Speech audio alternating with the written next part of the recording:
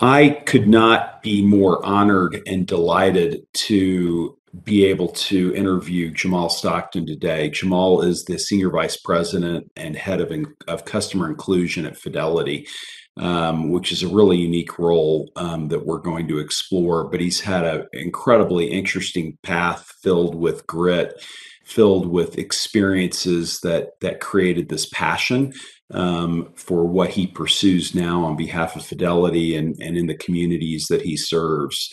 And it is really wonderful. I really appreciate you being available today, Jamal.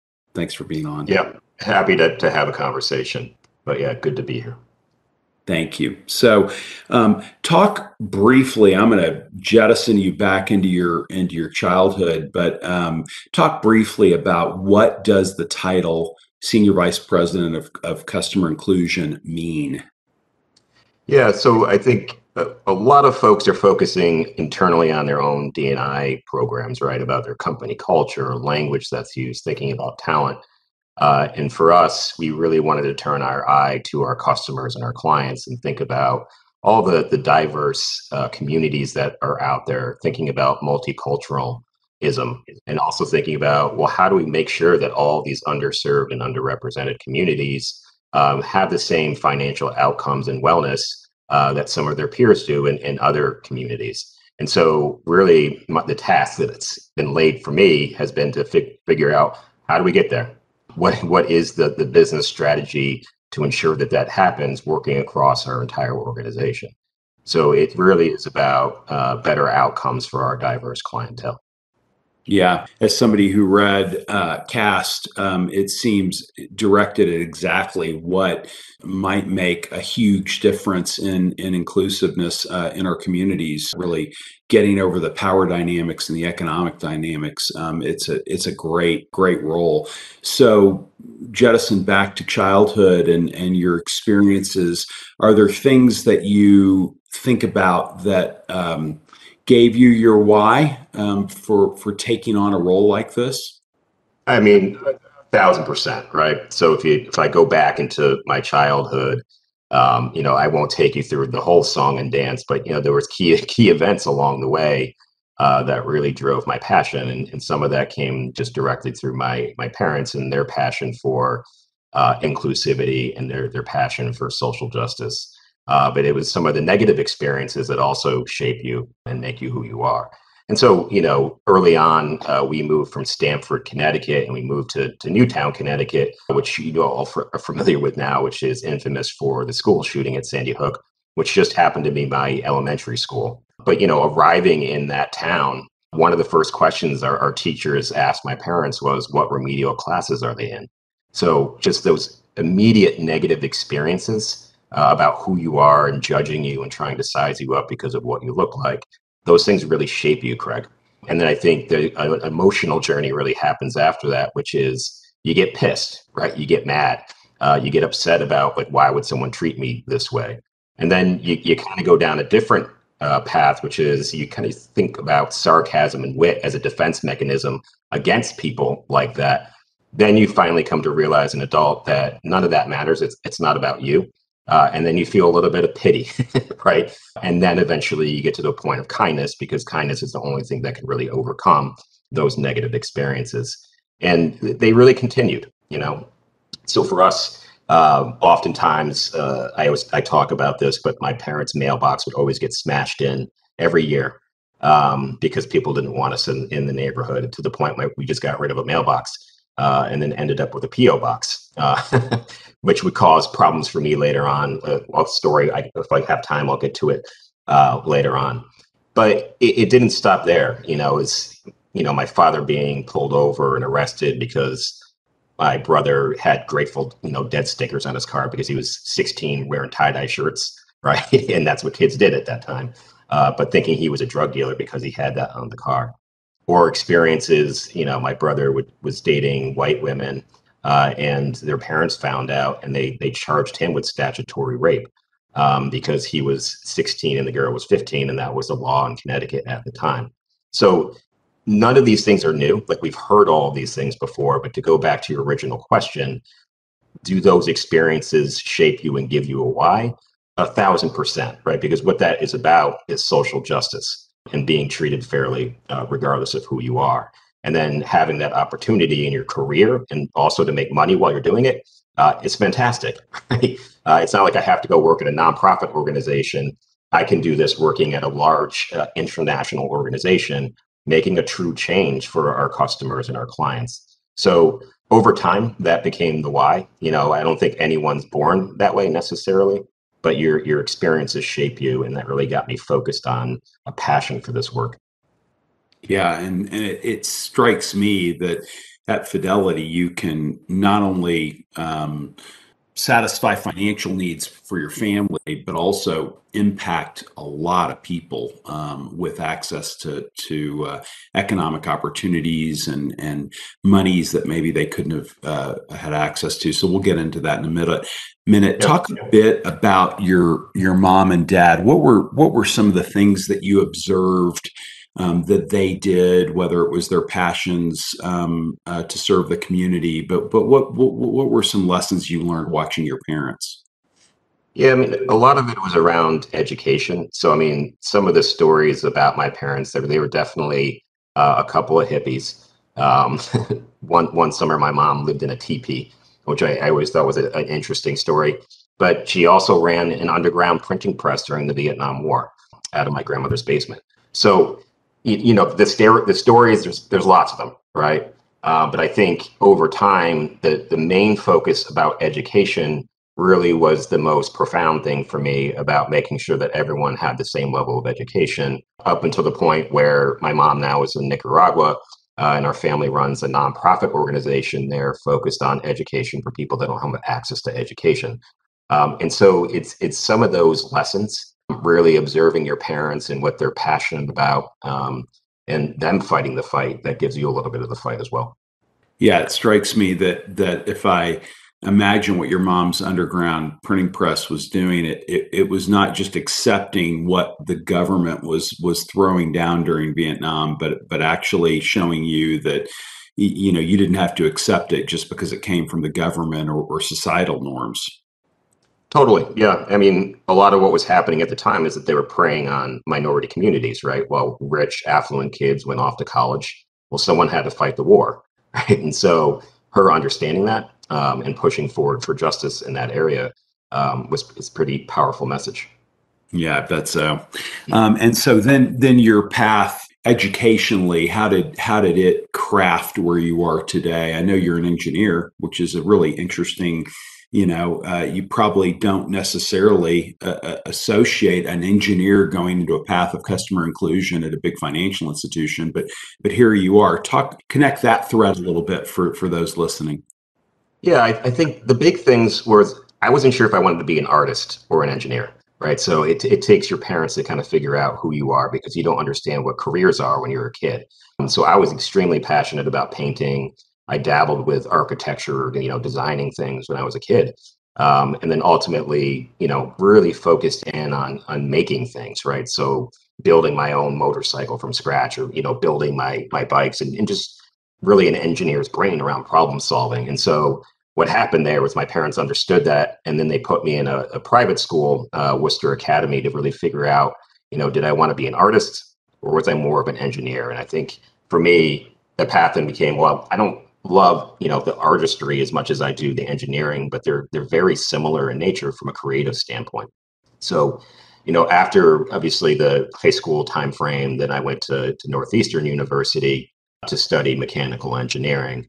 And we were laughing earlier, but was also playing soccer at the time. So was pretty passionate about soccer and sports, but then realized that there wasn't a career really in, in the US to be a soccer player. You really had to be a dominant player playing over in Europe. And I said, well, I really want to focus on other things that are more mentally stimulating than playing sports. And so got my mechanical engineering degree at Northeastern. And as you know, they have a fantastic program when it comes to figuring out, career paths, like and working at jobs before you graduate to get a lot of exposure.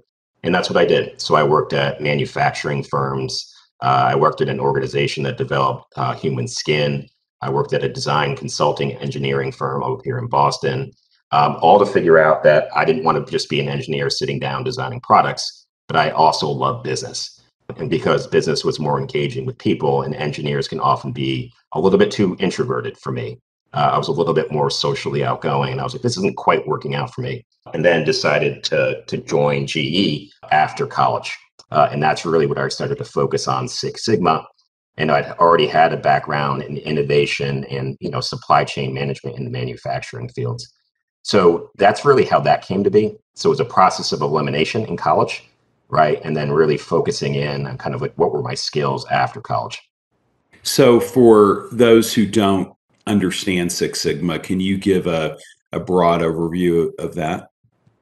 Yeah, so the simplest way to think about it is removing defects from a process. And when you're manufacturing something and you're doing it at scale with a lot of volume, removing defects becomes extremely important because it's waste. And so you're trying to remove as much waste from a process to get to is a highly efficient process as you can so that your outputs are really high, right? So that's the layman's version of what Six Sigma is, so that you can improve, in this case, manufacturing processes, but that can be applied to business processes as well. And it really was Jack Welch, right, at GE that really spearheaded that years ago. And that stuck around for quite some time. And to be honest with you, at Fidelity, they very much had a same approach thinking about Kaizen, when you think back to Ned Johnson and his approach to innovation and business development at Fidelity. So it doesn't matter if it's manufacturing or if it's a business process and it's finance, or if it's in the medical field or even in the practice of law, those principles all apply. Yeah, you've really gotten a PhD in working for two of the best companies and thought leaders in creating efficiency around processes. It's fascinating to me as you're talking because I'm thinking to myself, what you've basically done, whether it's putting together your own motorcycle or understanding how things are built, is you've deconstructed things. Talk a little bit about the process of deconstructing a problem so that you can figure out the right solution for that problem. Yeah, I think the simplest way I like to think about that is through the process of systems thinking, right? So you're trying to break things apart into their component pieces to understand how they fit together. And once you understand how they fit together, you can identify, again, going back to kind of lean and Six Sigma, where is the waste in that process so that we can remove it to drive innovation. And thinking about innovation as basically the same thing, but doing it in a new way. And by removing waste, right, from a process or from a product, or thinking from a human-centered design approach, what you're getting to is that true innovation spirit about moving things forward.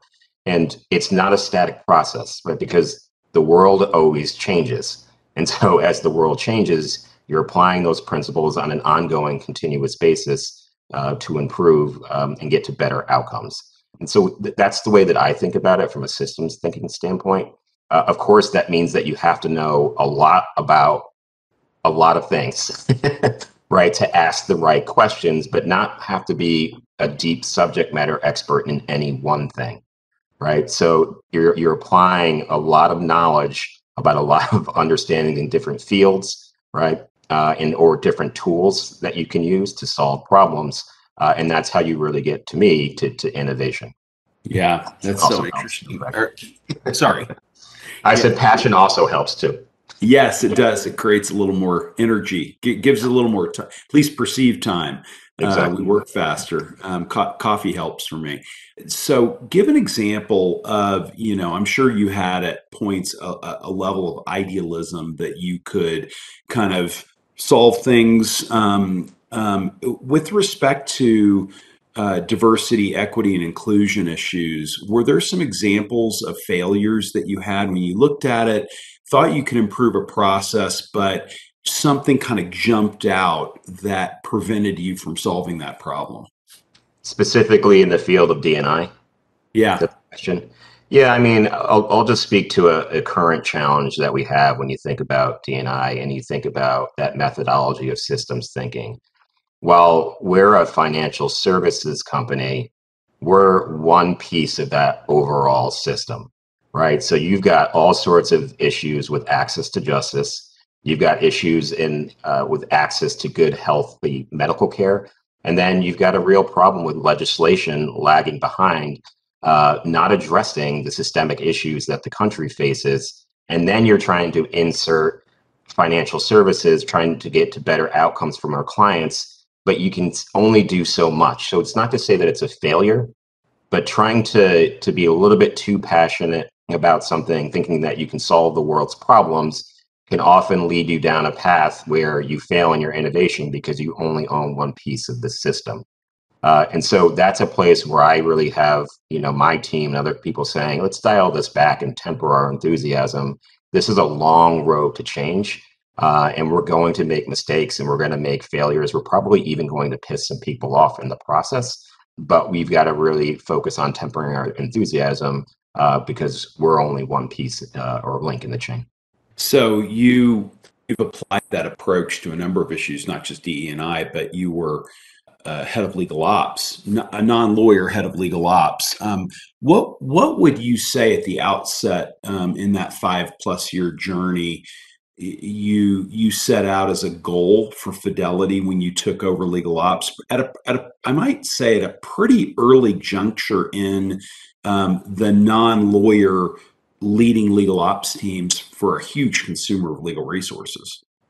Yeah, so that was an interesting journey, right? Because my title was never really head of legal ops. Where our general counsels over the year really had me focused was on innovation, right? So in the ops space, what you're finding is a lot of execution, right? And then you really separated execution of operations away from innovation to help drive change.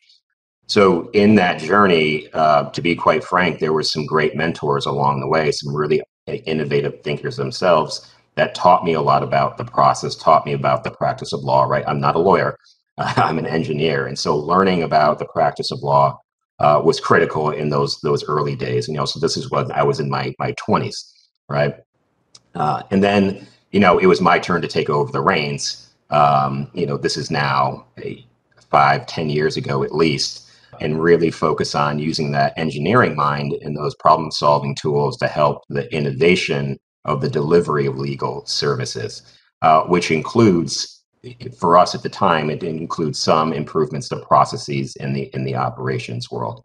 But we looked at it, and specifically me and my team, not from an operations team kind of looking up to say, okay, this is what we need to do to run legal operations, but how do we get to better outcomes for Fidelity when thinking about the different legal services that exist, deconstruct those services and how people practice law, and then the operations team can then execute on those improved processes. So I looked at it from a customer-facing standpoint, the customer being the internal client, and then ultimately our customers that we're trying to serve outside of Fidelity. So I turned it on its head. And that's the way that we focused our innovation practice for the 10 years at Fidelity. And give a couple of examples, maybe even that would be relevant to lawyers listening today or professional service firms. What were some innovative creations that you guys developed that think will stand the test of time and make what has been the legal industry is probably a little bit less mature in a lot of these ways than some of the other kind of businesses. Anything that sticks out, and anything that didn't work? Yeah, I mean, certainly there were times, if I think about the failures, where we over-engineered and we moved too fast with technology without a good understanding of people's ability to use it. So that was a failure, and it's something you have to be very careful about as an engineer, because I want to build the Ferrari, right? Every time I want it to, like, it's the most amazing vehicle out there, but sometimes you got to build the Prius, right? And so that's a lesson learned hard, because you're spending resources, you're spending money on things that may not get used. But you learn from that, you move on, and that's why we say fail fast. So I think the two things I'm probably most proud of were in our early days, and this is nothing new to people now, but outsourcing work in terms of our eDiscovery processes and thinking about intake and different ways to staff cases internally in a corporate law practice was not being done at the time. So in the very early days, again, we re-engineered the way that lawyers would even manage the cases when they came in, there was very much a scorched earth approach to collecting data, right? Who would collect the data? Everyone believing that lawyers had to have their eyes on everything. And really, we pulled the kind of the skill sets apart for what the work required and identified new roles and responsibilities that at the time were inconceivable. They're like, well, how can you put a 23-year-old on this heavy litigation cost that could ultimately, eat into our business model and cost us hundreds of millions of dollars? Well, I was like, well, you have to trust that these people will get to the same outcomes that you do through training, right? And then giving them the tasks that align to their skills. So that was huge, a huge shift in thinking for us internally because the lawyers didn't think it could be done that way. Then I would say, years later, applying those same principles, that really was the catalyst for change in our entire legal department. Once we proved that we could save that kind of money and that we could really reallocate resources in different ways, the general counsel said, well, what else can you do, right? Like, how else can you apply these engineering practices to the practice of law? And we did a lot of transformation work. We focused on knowledge management, our transactional services, and then before I had left, really focusing on how data can help drive better decisions by better having transparency into exactly what people are working on in our department, which was almost bringing, timekeeping back to the practice of law internally, but gave really the power of information to the general counsel to manage the legal department. So those two things, I think, kind of the bookends there, right? I was pretty proud of by the time I had left, our corporate law department. Any specific software tools that you pulled in and licensed to use that you thought were particularly useful? I would say everything that we built, I was pretty proud of, right? Because again, when I talked about that bottom up approach, when we think about matter management tools, well, who is that really for, right? Because in the lawyer's workflow, those are not tools that they use to help our clients internally. To go do work in email and Teams, and then you're in Word and jumping around with these business applications just to go over to another system to record something, right? Or to pay a bill or to enter in data. Well, who is that actually for? Is that serving our clients and customers? Or is that because we have operational tasks that need to be done? So that shift in thinking for me was also pretty critical, which is how do we build tools that are embedded in the workflows of what the lawyers are already doing? And so we built some applications that really created dashboards for the information they needed to provide legal advice and that the general counsel needed in order to get transparency into what the department was doing. So we kind of moved away from, okay, there's operations tools, and then there's also business tools, and there's something that's got to bridge the gap. And that's where we focused probably the last 3 years before I had left. And that was really custom development work that we had done.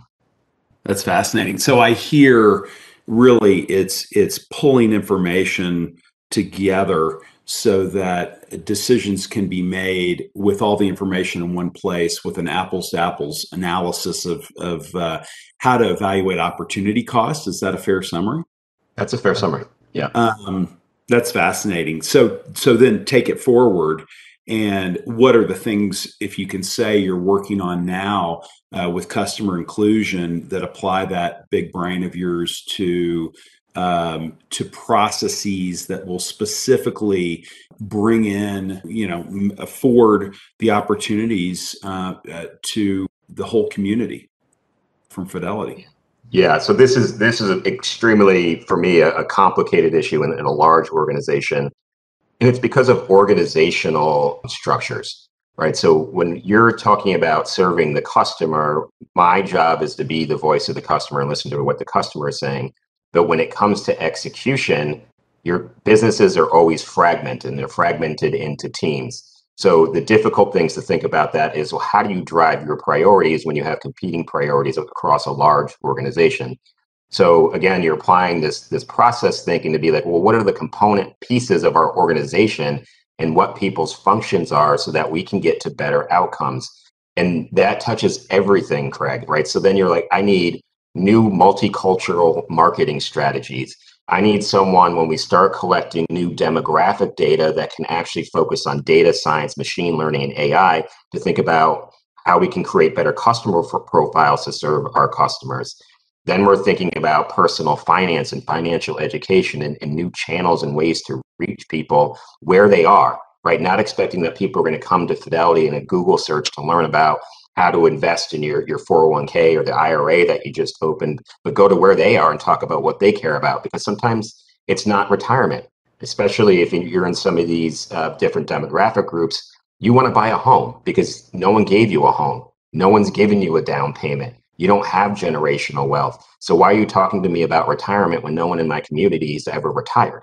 So these big complex issues, you really, again, you need to break everything into those component pieces across the organization and then lay out your priorities and kind of the sequencing of events to get there.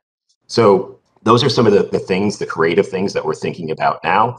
And then of course you got to hire, the best people to actually focus in those different areas. And so the last year, that's really been my focus, is communicating kind of what our strategy is, and then hiring the right people within these different parts of the organization to actually execute on what that strategy looks like.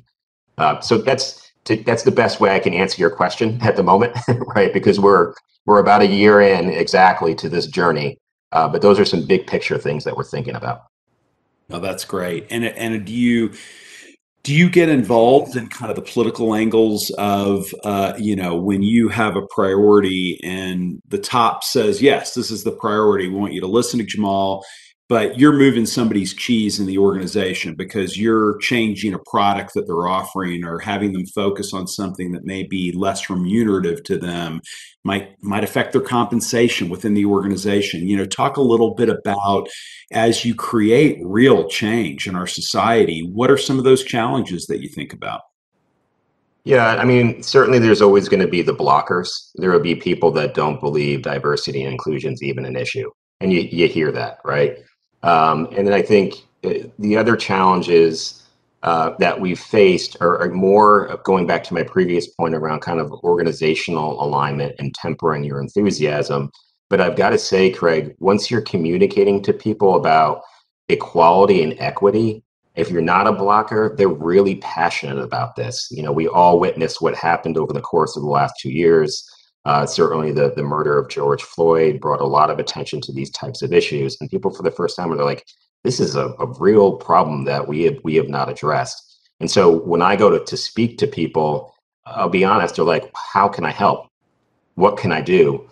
And that prioritization becomes a little bit easier because people are equally as passionate. So I wouldn't say that I face as many blockers there, as opposed to just dealing with the complex issues with working across a large scale organization. Sure. Yeah. No, it's a shame we have to suffer tragedies that wake us up. And we see this throughout history. I'm a student of history and a student of this history in particular. And we make progress, and then we step backward because we don't have the energy that the tragedy provided us in the short term. So it's really great to see big organizations really make this a part of their infrastructure, because that seems, nothing's permanent, but that seems a lot more permanent than some of the other solutions. So if you were a law firm or a professional services organization, I mean, you've had to interface with, I'm sure, hundreds of law firms and understand the different cultures, but you're a large organization like K&L Gates. What would what granular deconstructed items would you focus on to make real change and let law firms continue to progress and look like the communities they serve? Yeah, I think at the time for me, something I always thought about was what services or advice should have been commoditized, right? So why aren't some of these pieces of advice simply just reusable? And I think we over lawyered in the same way that sometimes we over engineer. We go too deep and can't sometimes just say when is good enough, and that the advice that I'm giving is something that I've seen so many times, and I can just pull it off the shelf and give you some general advice. I thought about that a lot also with transactional work, because when you're in the business and you think about getting a deal done, that deal is going to happen. How much risk and mitigation in the advice that you're looking for doesn't need to be overanalyzed in a lot of cases, because generally it's going to go through. So why are we overlooking instead of just saying these are the key issues without having to go too deep? And that's the scorched earth approach. Like, I need to know every little like nuance in order to provide risk mitigation. And sometimes, that's not always the case. I think with NDAs, we did that often, right? Does everything need to be a special purpose NDA? And in some cases, do we even need an NDA at all when we're just talking about general ideas with people that we may want to engage with? And so, I'm just reflecting because I really haven't focused on this now, and it's been a whirlwind year. But looking back, those were some of the things I really thought about was commoditization of law. And there will always be special purpose law where it's required. We do need to do deep thinking. And I think a lot of vendors in the legal marketplace were thinking the same way. Certainly, if you go and look at LegalZoom, they're thinking about that. But how do you apply that kind of still that same principle in the corporate law practice and not really in the kind of a consumer law practice? Sounds like if you get the at bat with a great company like Fidelity, convincing them that you've thought about process efficiency in advance and come to the table with some technological innovative efficiencies is the way to go, so that the decision makers feel comfortable that their money's not going to be wasted when they're not paying attention. Yeah, absolutely. Yeah.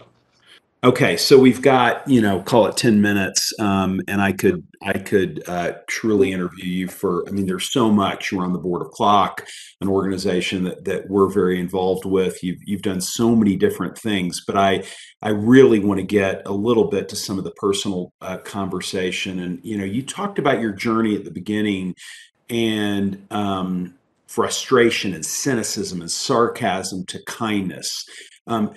If somebody were in the middle of that journey, and they were a younger version of yourself, talk about some of the tools that helped you get to that. So I think what you're needing to focus on is self-awareness, right? And self-actualization, and really focusing on your emotional intelligence. Those three things are critical. Why am I feeling what I'm feeling right now? Is that a rational thought? Take a breath, right? And think about, where do you want to go, which I think is increasingly important as you go on that journey, which is, what's the vision for myself? What's the vision for humanity? How many of these things have we learned in the past, right? This is all repetitive. It's not like I'm the first person to go through this. As we all know, history repeats itself. So where am I in that repetition? Where am I in that phase of life? And what can I learn from what happened before versus where I want to be? And then as you do that, you start to let go of those, they're toxic feelings, right? They're necessary in order to move along the journey, but you're like, this is not making me a good person. I shouldn't be feeling this way. I don't want to carry hate around with me, right? And when you get to the point where you have kindness and joy, there's nothing better. Like, that's your life purpose. I don't wake up mad. I'm like, what can I do to help? And that's a reward. Like, it's a better reward than money. And you can only understand it when you get there. And so it's really, for me, those first three things, or really four: self-awareness, self-actualization, understanding your emotional intelligence, but also setting that vision for yourself. For those readers or movie watchers, what would be on your list of pedagogical tools that helped you in that development or continue to help you? Oh, the movies? Well, Movies or books? Yeah. Yeah, the easy one, I'll focus on so Star Trek all day long, right? Because that's a vision for what humanity could look like if you can move past some of these things that I think that can often break us. So I always watch Star Trek reruns. So I'm a huge sci-fi guy. I don't know if you saw the new Dune. I enjoyed that. And then there's also, great movies like we've all seen, like Shawshank Redemption, which is a story of humanity. So when that made a mistake in time, but then got to a point of, I think, kindness and joy in the end, regardless if he had committed this, terrible crime, and then also found a deep friendship from a place that he probably never would have found it had he not arrived in prison. Love that movie too. And there, there's all sorts of great examples like that. And then there's the deeper, darker movies that we've all seen, things about the Holocaust, right? Like Schindler's List, that's deeply emotional and impactful. Like, how could that ever happen? And what are the warning signs to ensure that those things don't happen again? So those are all tools and lessons. And I could, if you want to talk about movies on another podcast, I'll go on. Any books? Are you a reader of books that might have helped in your evolution as well? That's interesting. I mean, the first book that pops into mind, it has probably a little bit of a tangent in this conversation, but I love the book The Billionaire's Vinegar. I don't know if you've read it, but uh, so it's about the story of how wine came to America in its early years and how people were searching for these treasure troves of wine that were basically this disease that impacted the vineyards in Europe. And everyone is searching for this wine, and they're in these cellars that people store them in post, the world wars. And eventually, what happens is people get so greedy that someone is focused on forging these wines and doing these wine flights that are, hundreds of thousands of dollars, if not millions. And everyone's pursuing this one bottle of wine. And I think it was Lincoln had brought it over, only I think for the Vanderbilt family to buy it at auction for an obscene amount of money, and then put it under a spotlight, which, as you know, lights aren't good for wine. They need to be stored in cool, dark, dry places. And so eventually, in the end, they open up the bottle of wine and it's vinegar. And so it's this story of kind of greed and, obsession. And you're like, well, those aren't good qualities either. But anyway, that's the first book that popped into mind. It's a good read. It's short too. I like it. Yeah. Yeah, it's a process. I mean, as I remember the story, I have not read Billionaire's Vinegar, but I remember the story about the disease that we kind of took grafts of the vineyards from France, brought them to the United States, and then they got infected with some disease and a blight, and then we sent back our grafts to Europe, and they affected at least some of the French wineries, if I remember the story. Yeah. But it does show that the free market doesn't always work perfectly, which, right, we all play a role in tweaking. You're playing a role with your customer inclusion, which I suspect didn't exist before, you've been putting your stamp on it. So it's a fitting book, I would think. I love your choices of movies and TV shows. I'm a huge Star Trek fan too. And, people don't really appreciate how long ago they were created. I just wish they'd kept going. I know some of the shows get stale after a while, but I just feel like more than 3 seasons were in order, at least on that original. I'm with you. Yeah, good stuff. Is your daughter, by the way, have you forced her to watch Star Trek, or is she too young?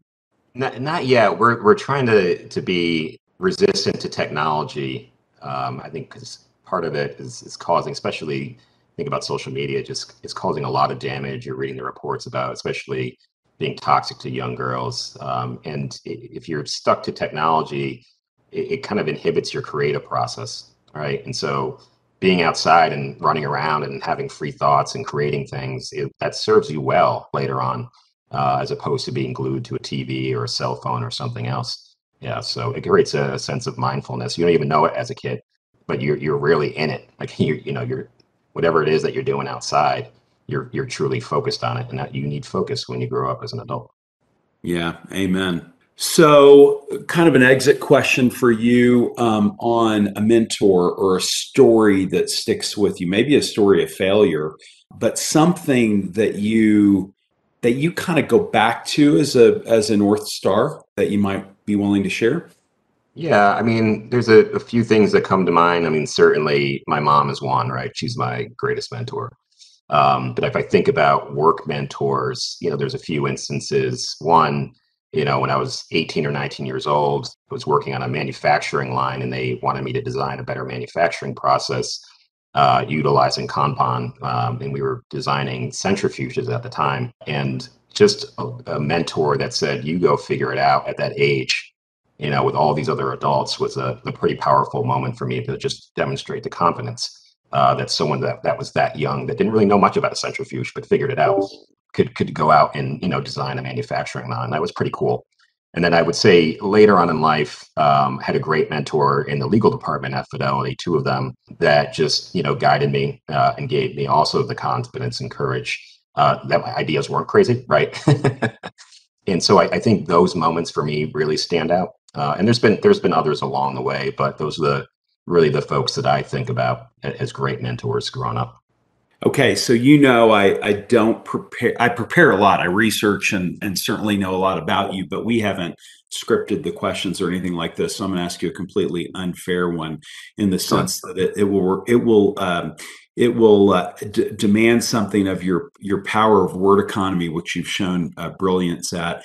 I love Tim Ferriss's question of his guests. I don't know if you listen to Tim Ferriss, but he always asks, if you were going to put a billboard up, what would the billboard say?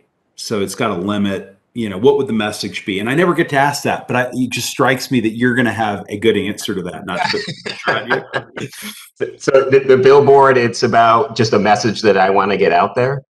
Oh, I mean, that's a tough one. Lots of things just move through my mind, like peace in the face of anger. When I go back to the January 6th riot, how do we move forward? I would think about kindness over fear is another quick hashtag I would probably put up there. But it would be something kind of about that emotional journey, I think, Craig, in kind of three words. I like the repetition of three. I think it works in terms of choruses in a song. I also think it works well in poetry and writing. But I think those are probably the first two things that I would think of. Well, you didn't disappoint. Well done. I love both of those.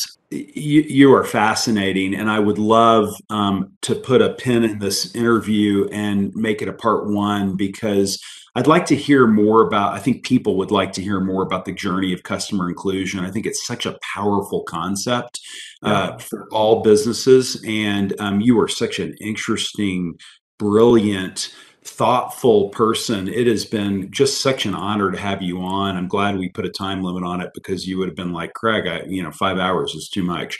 But I look forward to continuing this conversation very much. So thank you. And thank you again for having me. Great dialogue, great questions, and I'm happy to join if you want to continue the conversations. If it's about Star Trek episodes or the future of customer inclusion, I'll do both. That's a deal. Great. Well, I meant every word I said. You are so fascinating. I am thrilled that Park City is the destination for you, because I'm going to make you put in blood that you will let me know when you're coming out. I mean what I said. We've got a place with plenty of room. It's not something extravagant, but it's got plenty of room. So if you just want to get out and take a few turns on the mountain or do some hiking, I'm largely based here until Lily graduates, which will be this year, but my job isn't really wedded to a location. So as you get out here, I hope you'll take me up on my offer. Yeah, I mean, I would definitely give you a shout when I'm out there. I love getting turns in with everybody. So yeah, when I'm out that way, it's usually February, February or March. Okay. But yeah, I'll give you a shout. Good. I look forward to it, and I look forward to staying in touch. Yeah, definitely. Yeah. Thanks for having me. Thanks, Jamal. All right. Bye. Bye.